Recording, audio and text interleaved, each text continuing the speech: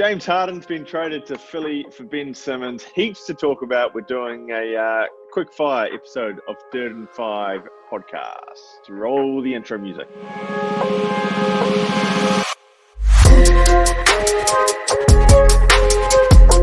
All right, gents, we're coming to you from our respective homes. Dave Rice, James Thwaites, for a quick notice.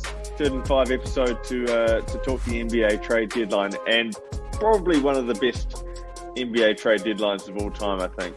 That James Harden trade will go down as one of the biggest in-season NBA deals, I think, ever. The deal is James Harden's going to Philly with Paul Millsap for Ben Simmons, Seth Curry, Andre Drummond, and 2 first-round picks. Heaps to talk about there. One thing I wanted to ask you guys, though, because they had the NBA All-Star draft tonight, and Katie is, of course, one of the captains for the teams, as well as LeBron James. And so they're drafting their players. James Harden was up to be drafted.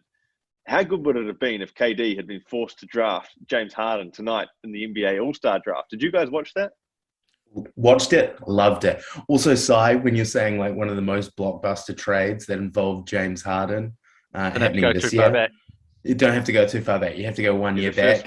First James Harden blockbuster mid-season trade this year. Since the last mid-season blockbuster James Harden mid-season trade. But yeah, I loved it. I was sitting there watching it on the couch. I was loving every minute of it, and it felt like the elephant in the room. And I feel like KD made a statement as well by taking Joel Embiid straight off the board with his first available pick. So it shows obviously there's no bad blood there. But then you could just feel the tension as they're going down and picking, and then like the commentators from TNT are just laughing about it and winding about it, and KD just deadpan, just being like, well, kind of need a tall, big guy, like, and you're like, you just know he's going Rudy, and that LeBron's going to get. It was one of the best things I've ever seen, and far more entertaining than the Pro Bowl from over the weekend. Dave, what do you think, mate? Well, yeah, I mean, I only sort of caught the end, but I think I've sort of already said to you, it's probably definitely better than the Pro Bowl. Arguably going to be more entertaining than the All-Star game as well. Like that as a sort of spectacle and as like television was incredible because you have that sort of live. It was just so fresh. You had LeBron just picking at KD, trying to sort of get a reaction out of him. There's going to be a lot of like, Twitter will be blowing up with it. It was just the perfect sort of like, sort of after the trade earlier in the day, it was just a great sort of, sort of finish it off with that. And yeah, having KD sort of cornered to, is he going to pick Harden? It would have been pretty fun if he did and just said, bugger it, let's play with him. Last chance to play with him. How good not that KD playing. The thing with the trade as well is that, like, and we're going to talk pretty in depth about this, but like, that KD had a say in this. That Nets management ran this by KD. So he's like, I'm fine sending James Harden out of here. Well, the best thing about that was LeBron even had a little like joke about it, like towards the end, because the announcer was like, "Look, do either of you want to trade any of your like all-star players?" And like KD's kind of like, "Yeah, like maybe." And then like LeBron just sits there and is like, "Haven't you traded enough today?" kind of thing. It was great. It was fantastic. I loved it. It was exactly what I needed. And I felt like KD just absolutely nailed it. He handled himself super well. Yeah, and I think you sort of say like, obviously, peak James Harden and fully fit and firing James Harden's like an incredible player, and we've kind of debated about all of that a few times. But when someone's kind of not in it, and it's probably been a contributor to the 9-game slide. Not to say that he hasn't tried when he's been on the court, but just a lot of that must have crept in, and that probably is a bit of a toxic sort of, for the team, and especially sort of the role players and the younger guys when you have and effectively with KD out, your star player, not really sort of giving his all. I think it made it pretty much, back to, Nash and Sean Marks and KD and whoever else is involved in the decision into the corner where I think it was, had to be done. We spoke about it a few days ago and we thought he would stay, but, we don't necessarily know everything that's gone on in the background, and it was proven. But, we'll talk about it more, but, I think it's a good trade for the Nets, and I think it's a necessary trade.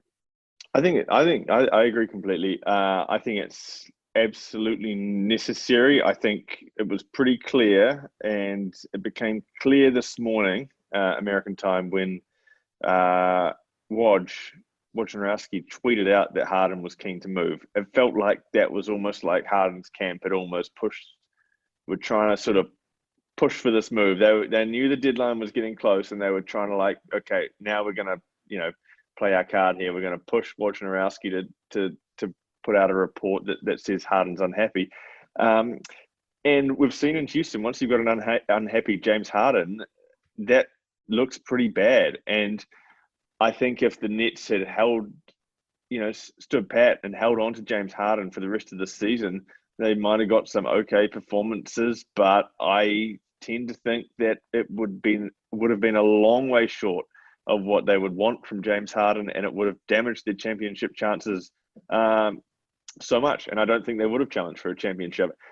But to then turn around and trade free agent to be James Harden for Ben Simmons, who is a little bit of an unknown at the moment, Seth Curry, Andre Drummond, and 2 first-round picks, which I have no doubt they'll use this offseason to upgrade the roster for next season.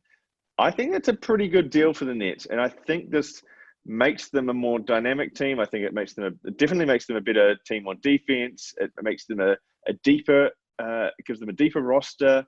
And it also plugs a couple of gaps or a couple of holes that are really an issue right now. And obviously with Joe Harris out, Seth Curry can plug that.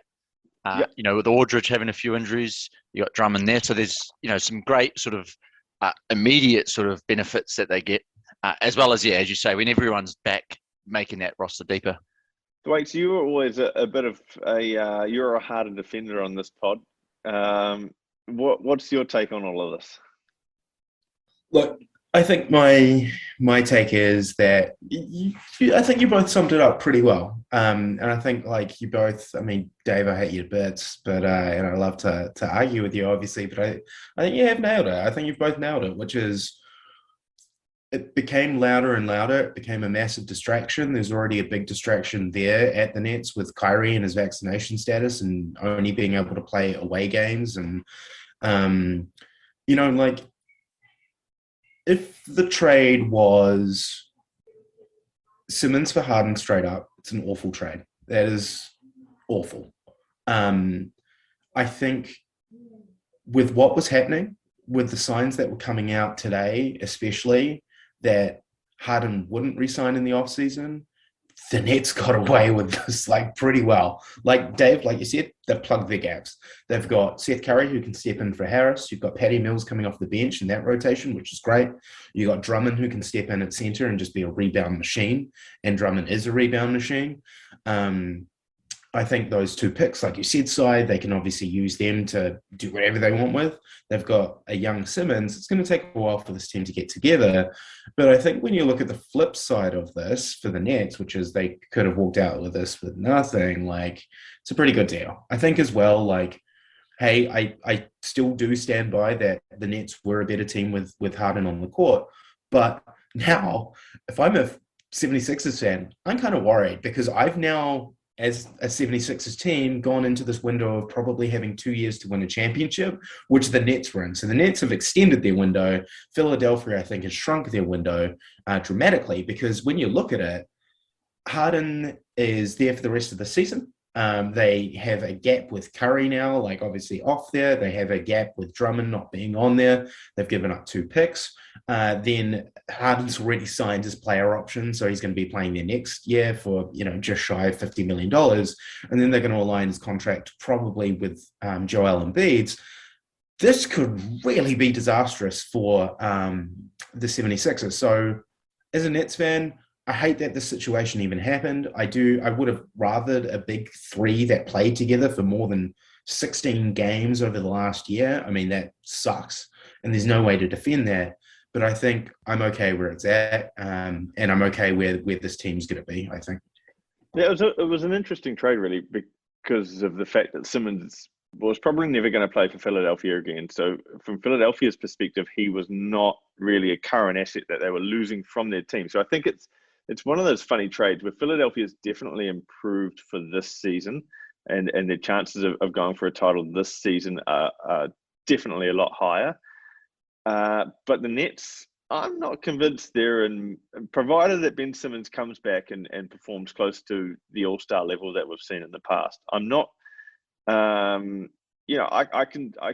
would say that they're probably in a, similar chances to win an NBA championship this season still, despite this. So it's one of those funny ones. Philadelphia's probably got better, but the Nets are probably still one of the title favorites.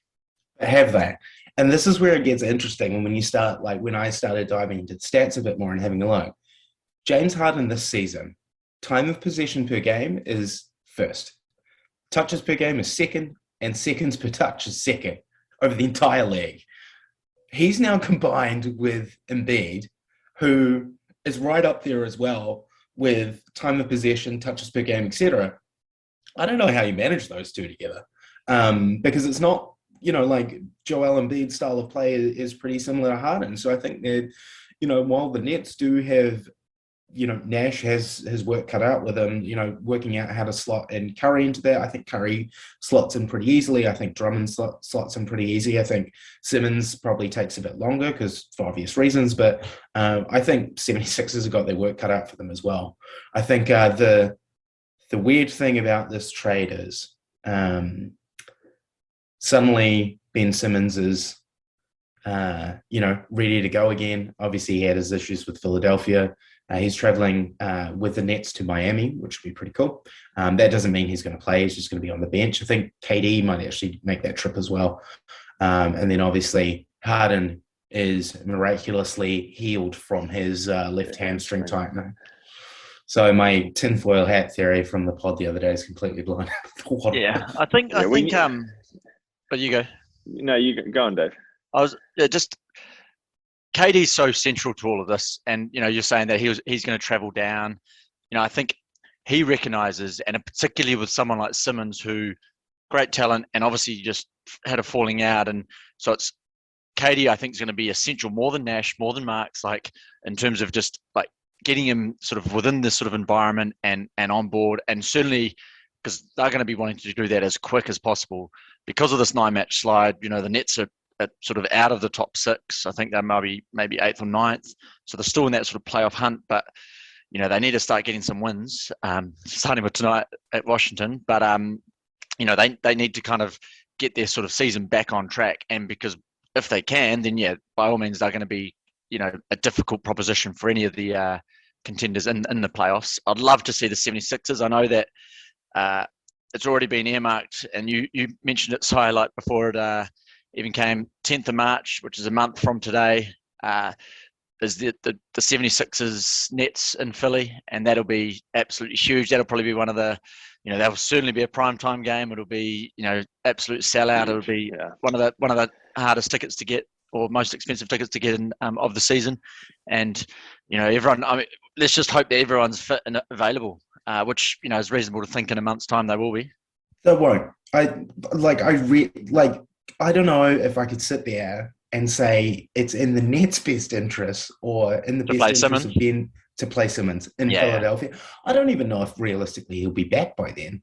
I think there's a chance, but this is a guy that potentially has not been keeping fit. His agent Rich Paul came out today and said, look, he isn't game ready at the moment. We've got to get him up to that level. So he's got a lot of work to do. A month is probably a long time. And maybe 2 to 3 weeks is probably more reasonable, but I still don't know if they send him in the Lions' Den for that game. Philadelphia crowds are ruthless. That one is tough, but I don't think the Nets make this particular trade necessarily. And I get that their hand was forced a little bit, but I think they spoke to Simmons' camp and made sure that there was, an indication from Ben Simmons that he was vaccinated, because there's been questions about that. I don't think they absolutely cannot afford to have 2 stars that only play away games. And B, that is probably, has the ability to ramp up to a level where he can play in the NBA in the next few weeks. I don't think he's going to spend more than a month out, for sure. I agree. But one of the other things I love about this trade is I think, KD's injured at the moment. Ben Simmons is going to take a few weeks to get up to speed. Kyrie's still only playing away games, and that's probably a few weeks away from getting resolved, if that, at the moment. I think this just deepens their roster, and it gives them a better chance of competing in games when those three are not there as well. And hopefully you have Joe Harris coming back into the mix soon enough. But I think it makes them more of a threat to be able to grind out a few wins. They're certainly not going to be the championship side until they get everyone back fit and firing. But I just think the roster's got the ability to sort of hold things down a little bit more than it did pre this trade, where watching the Nets pre-deadline without Harden, without Irving, without Durant was a pretty tough watch. They were pretty bad. And watching the likes of James Johnson and some of these other guys lead the way for the Nets, it was tough. You know, these guys are guys that should not be getting huge minutes, and they were getting huge minutes. And so I think, you know, just deepening the roster a little bit will help a huge amount as well. Yeah, they've got to get to a point where they're at least getting, I think, like 500, you know, in terms of, you know, 50% winning rate for the next sort of 2-3 weeks, as a sort of a minimum, because at the moment they're going, you know, the deep dive is just, it's going to be a problem if they can't get out of that. Yes, they might still be okay and just have like they're going to put themselves in a position where they probably have to win sort of 80% of the last, you know, 10, 15 games if they keep, you know, if they can't hold the games. And I think you're right that boosting that sort of roster will help them do that. I mean, who cares until after the All-Star break? I mean, Steve Nash has said it, be prepared for it. Like, I mean, that's where it's at in my head. No, we're talking more. I'm more talking like for the next, you know, 2-3 weeks, like, which goes a bit beyond that. They can't lose another 8 games straight is the point. No, of course they can't. But like at the same point, like the games between now and the All-Star break, like who gives a shit? Like they're not going to beat the Heat like over the weekend. That's for sure. It's like count that out. Maybe they don't even beat the Wizards tonight. Who cares? It's 2 games. Yeah. The East is so tight. Like between those games, you brought that stat up the other day, I think, Dave, where you said how many games they were behind in the East. Who cares? Once Katie's back, once this team's healthy, who gives a shit? They're going to be in the playoffs. Well, like there's no doubt about that. This isn't a Lakers team we're talking about. The other thing is, and like we'll probably touch on the Lakers maybe briefly later, but like the fact is that I agree, because I just don't even. I want them to avoid the play-in tournament because I think that's an absolute minefield to just have a banana skin match. But yeah, I'd still back the Nets to get through that. But it's, you know, those are one-off games. If they're the 7th seed or if they're the 1st seed, if the Nets are full strength with the roster they've got now, I would back them to beat anyone. And so I would love it if they're 1st seed and they have the easiest road possible. But if they're 7th seed and they're playing the Heat or the Bucks or even the 76ers in the first round, I'd still back them to topple them, and I'd back them to make it to the finals from the lowest seed for sure. Yeah, didn't we say a few weeks ago we went through the teams and we went contenders, pretenders?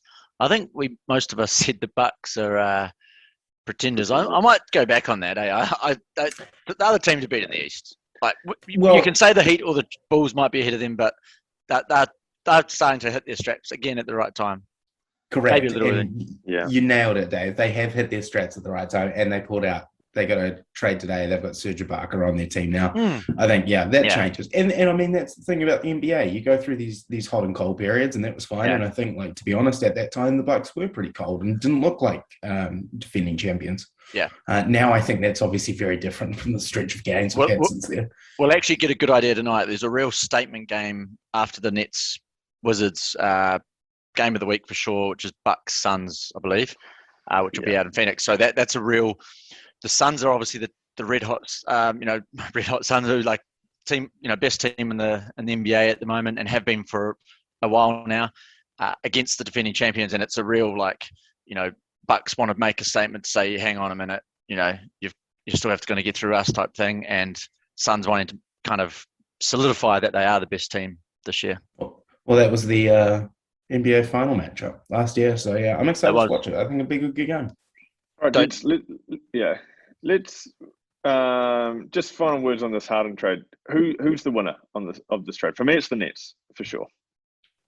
I think if Dave, you go, because I'm going to answer this in 2 different ways. Well, I think there's a bit of a win-win because of the fact that Simmons was effectively dead to the to the 76ers, now they've got Harden, so there's a winning element there, and they had. I mean, if they didn't give up Drummond, I think they definitely could be seen as the winner. But having to give up that extra, so that's so 3 players. I'm definitely happy as a Nets fan, and selfishly, living here in Brooklyn, when we did that trade last year, I kind of knew it was like we got to win this title that season last year or this coming season. So it was kind of your 2 years, and if they did, after that they were going to be rubbish again. And so selfishly as a fan, that was kind of like, you had this short period, but by doing what they've done, and as you've mentioned, this now gives them a little bit further. And so as a fan, I'm very happy with what's happened. So I'd say I'll probably tie break it or move to the Nets there. Yeah, and I think, again, Dave, you bring up good points tonight, which obviously annoys me. But I think there was chat that they were trying to get Matisse out of there, the other Australian NBA player who plays with the 76ers, and that was part of the trade, and that's why the 2 picks, first-round picks, came over instead. Look, I think if we're looking at this, what team now has less risk, I think it's the Nets, because I think the championship window gets extended. If we're saying who wins clearly on paper, I reckon the Nets just slightly edge it, only because it's better for their situation right now, which is they don't have to stress about Harden in the off season. They get a centre who can come in, take over for Aldridge, and Claxton, who's been banged up, and then they get a 3-point shooter in Curry, so you can rest Patty Mills a bit while Harris is out. But yeah, 76ers have gone all in. Harden's obviously got this relationship. And to be honest, one point we didn't really touch on, I feel like they had to do it because there was always those rumors about tampering going on. Harden's got existing relationships with one of the minority owners for the 76ers. His old GM, I think, is there as well. I think they were actually a little bit bullied into forcing this trade through because if he'd gone there in the offseason, I reckon they would have lost draft picks to Philadelphia. Yeah. It's an interesting trade where I think it's, both sides come out of this potentially pretty happy. But I thought, we'll probably find out. It's one of those things maybe, and Thwaite said that, Joel Embiid and Harden both like touching the ball and the 2 egos there, and it's how you can, manage that. And maybe that blows up and it's not great. And then obviously right at that point in hindsight, you're saying it's a terrible trade. So that's why it's hard to know right now. And maybe Simmons is it proves to be he's got more of an issue, it's him rather than, whatever happened in Philadelphia there. So, we have to sort of see how that plays out. But I think at the moment you can kind of see benefits for both for sure. Yeah, there's definitely unknowns there, and it's certainly thickened the plot in terms of the storyline of this NBA season. Imagine if these 2 teams come up against each other in a playoff series in the conference finals, the semifinals. It's going to be a heck of a good time. I reckon I was looking at the table. I mean, obviously a lot to happen, but could easily see it happening. Could see it be 3v6. That's a very likely sort of outcome if you were to predict where teams are going to end up. I could see the 76ers getting to 3rd and the Nets to 6th. So by all means, it could be first round. That's a huge first round. The NBA organisers would absolutely want it. Oh, for sure. All right. Well, just before we wrap up this quick episode, just around the league, there were a couple of other big moves. Porzingis heading from the Mavs to the Wizards. The Wizards sending Spencer Dinwiddie, ex-Brooklyn Nets lad, to Dallas. What did we make of this one? I think it's interesting. I think a lot of people wrote the Mavs off for this trade. But when you kind of look behind the numbers, it all makes sense. And it makes sense for the Wizards as well. I mean, realistically, Beal's going to sign his massive expensive extension next year. So he's going to stay there. Porzingis goes with there. They may be competitors, but they're never going to win a championship with those 2. Yeah, low seed playoff team. Yeah. I mean, what it does for the Mavs, though, is free up a huge amount of cap space. So suddenly in 2 years, they've got a lot of money to play with. Luke is still super young, so I think good on them. They've made the right move. I think it's good. They're positioning themselves, for as you say, to be able to make some more moves in a few years and really truly be, they've kind of been on the cusp because Luka is such a good player. And that's what's quite exciting about a lot of these teams that have these superstars that are actually, to think Simmons is only 25 is crazy. And, obviously you got like Ja Morant. You've got a lot of guys around the league that are, Devin Booker is a good example, that are, sort of on the better side of the mid-20s, like they're, 23, 24, 25. It's, it'd be interesting to see how organizations, move the chess pieces to around them to be competitive and go for a title. And I think the thing with the Mavs is they have like a franchise player in Luka there, and they are probably well aware now that they need to like see this as a win now window. Well, we've got him, and so they need to sort of push the chips in a little bit there, and surround him with a star team to make a serious run and sort of push them beyond just being sort of a really good team into a genuine title contender. So that'll be an interesting team to watch. Portland, I think, before the deadline made a lot of moves, so they'll be an interesting team to watch in the off season. They cleared a lot of cap space. One team that didn't make any moves was the Lakers. There was talk or reports that they were offered John Wall from the Rockets for Russell Westbrook and a first-round draft pick. Would you have done that deal if you were the Lakers? No, fuck no. No way. Well, I mean, the thing is it's basically swapping a Westbrook for a John Wall. They both have really expensive player options next year, which they're both gonna commit to and enforce. So, I mean, they can't move either of them, or it's insane. No, and they definitely give up not. a first-round pick. Yeah, exactly. I mean, like, and that's the interesting thing, because you look at the potential free agents for next year. You've got a whole bunch of them that have got player options. So you've got Bradley Beal, Kyrie Irving, Russell Westbrook, and John Wall. All of them, apart from maybe Kyrie Irving, are going to 100% take their player option because they're not great. Bradley Beal's probably going to extend.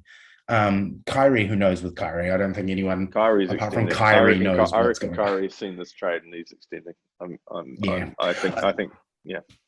Yeah, I think after everything that's gone on, like, I would like to think that Kyrie would extend, but who knows? But the other team that was open to trading any of their players was the Knicks, and they made 0 moves as well. So a little probably disappointing, I think, if you're a Knicks fan.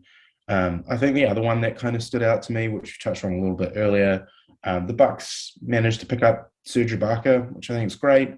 I think probably like the rest of them that are out there, I think a couple of them are going to get bought out of their contracts or like have buyout options. So like Tristan Thompson, wouldn't surprise me to see him, land somewhere. I'm very selfishly, as a Nets fan, hoping it's not the 76ers, because obviously the 76ers are in need in that position. So I don't know, we'll see. It's again, like, I think the headline trade was the big blockbuster trade last year at this time. The Harden trade was the big blockbuster trade.